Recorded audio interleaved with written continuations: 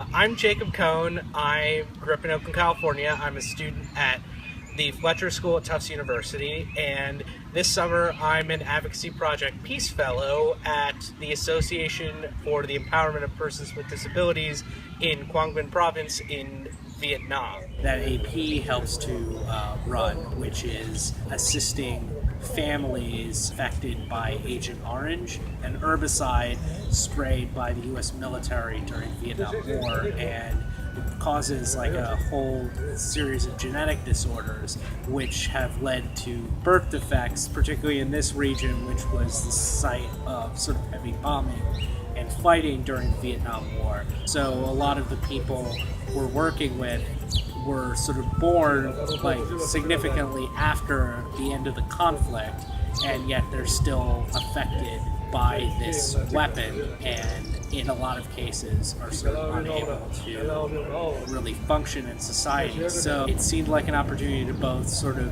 help publicize this humanitarian crisis that I didn't really know very much about, but also to explore the effect that conflict can have even over 40 years after the end of the conflict. I've never been to Southeast Asia and don't have that much knowledge going in, so I'm really just looking forward to become familiar with Vietnamese society and get to work with these families and see how the program to work better for them.